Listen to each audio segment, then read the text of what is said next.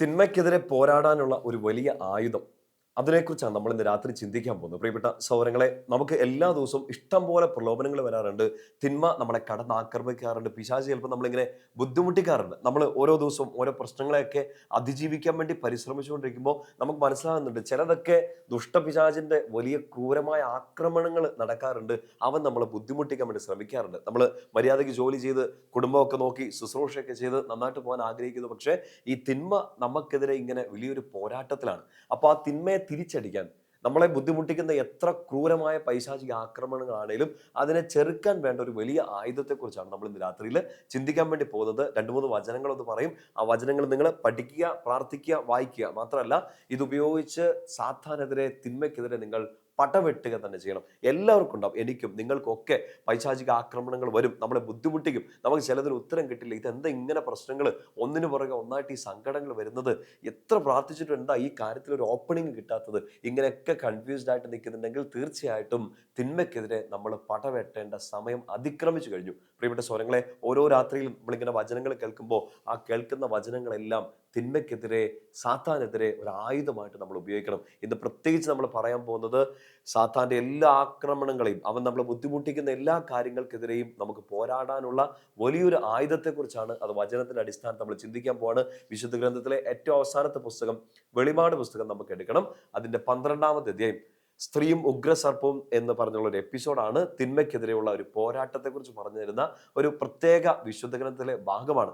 12-ാമത്തെ അധ്യായത്തിൽ ഒരു വാക്യം മാത്രം വായിച്ചാൽ മതി. 12-11 നമ്മളിങ്ങനെ വായിക്കും: അവരാവട്ടെ കുഞ്ഞാടിന്റെ രക്തം കൊണ്ടും സ്വന്തം സാക്ഷ്യത്തിന്റെ വചനം കൊണ്ടും അവന്റെ മേൽ വിജയം നേടി ജീവൻ നൽകാനും അവർ തയ്യാറായി. സഹോദരങ്ങളെ, വചനം ഹൃദയത്തിലേക്ക് ഏറ്റെടുക്കണേ. ഈശോയുടെ പ്രിയപ്പെട്ട മക്കള്, തിന്മയ്ക്കെതിരെ സ്ഥിരമായി നമ്മൾ പോരാടേണ്ടവരാണ്. നമ്മൾ അടങ്ങി ഒതുങ്ങിയിരുന്നാൽ സാത്താൻ നമ്മളെ ബുദ്ധിമുട്ടിക്കും. നമ്മൾ ഈശോയെ ശ്രദ്ധിക്കാതിരുന്നാൽ സാത്താൻ നമ്മുടെ മേൽ പിടിമുറുക്കും. നമുക്കെതിരെ അവൻ നിരന്തരം യുദ്ധത്തിലാണ്. നമ്മൾ എന്ത് ചെയ്യണം? കൈയും കെട്ടിയിരുന്നാൽ പോരാ, പ്ലാനുകൾ തയ്യാറാക്കിയ പോരാ. ഇതാ വചനത്തിന്റെ ഒരു ശക്തി നമ്മളിലേക്ക് നിറഞ്ഞുകൊണ്ട് ഒരു വലിയ കാര്യം പറഞ്ഞു തരികയാണ്. അവരാവട്ടെ കുഞ്ഞാടിന്റെ രക്തം കൊണ്ടും സ്വന്തം സാക്ഷ്യത്തിന്റെ വചനം കൊണ്ടും അവന്റെ മേൽ വിജയം നേടി. തിന്മയ്ക്ക് മേൽ വിജയം നേടാൻ എൻ്റെ സഹോദരങ്ങളെ, എന്നെ നിങ്ങളെ സഹായിക്കാൻ പോകുന്ന രണ്ട് കാര്യങ്ങളാണ്. ഒന്ന്, നമ്മുടെ സാക്ഷ്യം, ക്രിസ്തീയ ജീവിത സാക്ഷ്യം, വചനം അനുസരിച്ചുള്ള ഒരു ജീവിത സാക്ഷ്യം വളരെ പ്രധാനപ്പെട്ടതാണ്. ആദ്യത്തെ കാര്യം, കുഞ്ഞാടിന്റെ രക്തം കൊണ്ട്, ഈശോയുടെ തിരുരക്തത്തിന്റെ സംരക്ഷണമാണ് നമുക്ക് സകല തിന്മകളെയും ചെറുക്കാനുള്ള ഏറ്റവും വലിയ ആയുധം. The precious blood of Christ. നമുക്ക് അറിയാം, നമ്മൾ ഈ ജൂലൈ മാസത്തിലെ ഈ ശുശ്രൂഷകൾ കൂടിക്കൊണ്ടിരിക്കുന്നത്. ജൂലൈ മാസം ഈശോയുടെ തിരുരക്തത്തോടുള്ള പ്രത്യേക വണക്കമാസമാണ്. വചനം സാക്ഷ്യപ്പെടുത്തുകയാണ്, കുഞ്ഞാടിന്റെ രക്തം കൊണ്ടാണ് അവർ തിന്മയ്ക്കെതിരെ വിജയം നേടിയത്. നമുക്ക് നമ്മുടെ വീട്ടിലൊരു പ്രശ്നം ഉണ്ടാകാം, ജോലിയിൽ, ശുശ്രൂഷയിൽ, പഠനത്തിൽ, നമ്മുടെ വിശുദ്ധ ജീവിതം നമ്മൾ ആഗ്രഹിക്കുന്നു, പറ്റുന്നില്ല. തിന്മ നമ്മളിങ്ങനെ വീർപ്പ് മുട്ടിച്ചുകൊണ്ടിരിക്കുകയാണ്. ഈശോയുടെ തിരുരക്തത്തിന്റെ സംരക്ഷണം പ്രാർത്ഥിക്കണം. സീനായിലെ വിശുദ്ധ കാതറിൻ പറയുന്ന ഒരു കാര്യമുണ്ട്: ഈശോയുടെ തിരുരക്തം കരുണയുടെ കടലാണ്. ഈശോയുടെ തിരുരക്തം കരുണയുടെ കടലാണ്. എന്താ വെച്ചാൽ, തിന്മ നമ്മളെ ഏത് തരത്തിൽ ആക്രമിക്കാനും, ഇനി തിന്മയുടെ ഒരു ആക്രമണത്തിന് വിധേയപ്പെട്ട് നമ്മളൊരു പാപത്തിൽ വീണുപോയാലും ആ പാപത്തിൽ നമ്മളെ കഴുകി ശുദ്ധീകരിച്ചെടുക്കുന്ന കരുണയുടെ കടലാണ് ഈശോയുടെ തിരുരക്തം. സീനായിലെ വിശുദ്ധ കാതറിൻ പറഞ്ഞൊരു കാര്യമാണത്.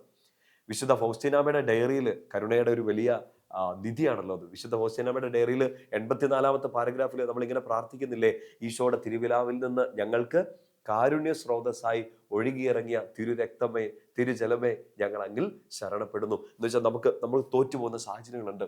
നമുക്ക് കരുണ കിട്ടുന്നുണ്ടെങ്കിലും നമ്മൾ ചിലപ്പോൾ വീണ് പോകുന്ന അവസ്ഥകളൊക്കെ ഉണ്ട്. ഇതാ ഈശോയുടെ തിരുവിലാവിൽ നിന്ന് ഒഴുകിയിറങ്ങിയ ആ തിരുരക്തവും തിരുജലത്തിലും ശരണപ്പെടുക.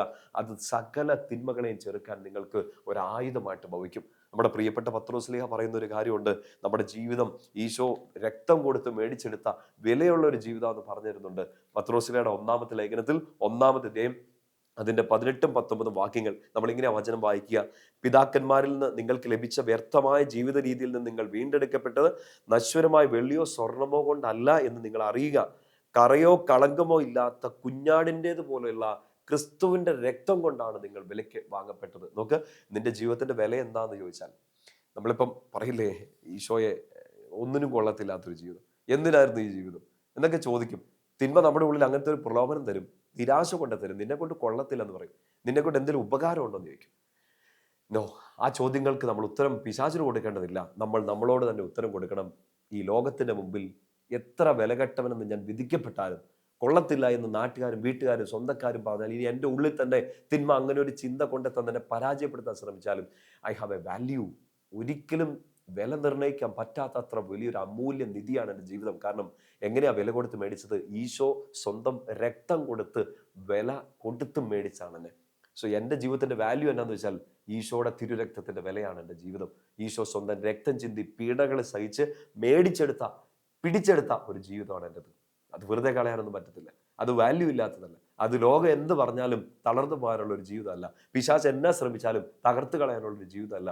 ഈശോ വില കൊടുത്ത് വീണ്ടെടുത്തൊരു ജീവിതമാണ്. പ്രിയപ്പെട്ട സഹോദരങ്ങളെ, ഈ ബോധ്യം നിങ്ങളുടെ ഉള്ളിൽ ഉണ്ടായിരിക്കുക. രാത്രി കിടന്നുറങ്ങുന്നതിന് മുമ്പ് ഈ വചനം ഒന്ന് ആവർത്തിച്ച് പ്രാർത്ഥിക്കുകയും ചെയ്യുക. ഈ വചനം ഉപയോഗിച്ച് നിങ്ങൾക്കെതിരെ വരുന്ന സകല പൈശാചിക ആക്രമണങ്ങളെയും ചെറുക്കാൻ ഒരു ശക്തി നേടുക. ഒരു കുഞ്ഞു ഹോംവർക്കും കൂടെ ചെയ്യണം. എഫേസ്യർക്കാർക്ക് എഴുതിയ ലേഖനത്തിൽ 1-ാമത്തെ അധ്യായം അതിന്റെ 7-ാമത്തെ വാക്യം ഈശോയുടെ തിരുരക്തത്തെക്കുറിച്ച് തന്നെയുള്ള മറ്റൊരു സുന്ദരമായ വചനമാണ്. എഫേസ്യൂസ് 1:7, എഫേഷ്യൻസ് 1:7. അതൊന്ന് കണ്ടുപിടിക്കണം, വായിക്കണം. നമ്മുടെ കമന്റ് ബോക്സിൽ ഒന്ന് ടൈപ്പ് ചെയ്തിട്ടേക്കുക. ഈ 3-ാമത്തെ വചനവും നമുക്കൊരു ശക്തിയായിട്ട് മാറട്ടെ. ഈ 3 വചനങ്ങൾ നന്നായിട്ട് പഠിക്കണം, പ്രാർത്ഥിക്കണം. തിന്മയ്ക്കെതിരെയുള്ള പോരാട്ടത്തിൽ നല്ല പോരാളികളാകണം. ഈ സമയം അച്ഛൻ നിങ്ങളെ ആശീർവദിക്കാം. നമ്മൾ ഈ സമയം വായിച്ച പ്രാർത്ഥിച്ച ഈ വചനത്തിന്റെ എല്ലാ അഭിഷേകം നിങ്ങളിലേക്ക് നിറയട്ടെ. ഈശോയെ, ഈ ഗുഡ് നൈറ്റ് ടോക്കിന്റെ ഭാഗമായി ഈ വചനം കേൾക്കുന്നവർ, ഇതിന്റെ ഭാഗമായി നിൽക്കുന്നവർ, ഈശോ എല്ലാവരിലേക്കും അങ്ങയുടെ തിരുരക്തത്തിന്റെ സംരക്ഷണം ഈ സമയം നൽകണമേ.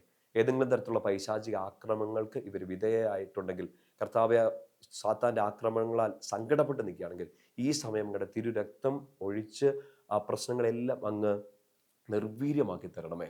കർത്താവെ, സങ്കടങ്ങളിലായിരിക്കുന്ന മക്കളെ ഈ സമയം അങ്ങ് ആശീർവദിക്കണമേ. പാപത്തിന്റെ പിടിയിലായിരിക്കുന്ന മക്കളെ ഈ സമയം വിടുവിക്കണമേ. തിന്മ നടമാടുന്ന കുടുംബങ്ങളെ ഈ സമയം അങ്ങ് വിടുവിക്കണമേ. ഈശോയെ, നിന്റെ തിരുരക്തത്തിന്റെ സംരക്ഷണം ഇപ്പോൾ ഈ സമയം തന്നെ മക്കളിലേക്ക് ഇറങ്ങട്ടെ. വലിയ വിശുദ്ധി കൊണ്ട് ഞങ്ങളെ പൊതിഞ്ഞു പിടിക്കണമേ. നിന്റെ തിരുരക്തം ഞങ്ങൾക്ക് സംരക്ഷണമാവട്ടെ. നമ്മുടെ കർത്താവ് ഈശോ മിശിഹായുടെ കൃപയും പിതാവായ ദൈവത്തിന്റെ സ്നേഹവും പരിശുദ്ധാത്മാവിന്റെ സഹവാസവും കൂടി ഉണ്ടാവട്ടെ, ഇപ്പോഴും എപ്പോഴും എന്നേക്കും. ആമേൻ. ഈശോ മിശിഹായ്ക്ക് സ്തുതിയായിരിക്കും.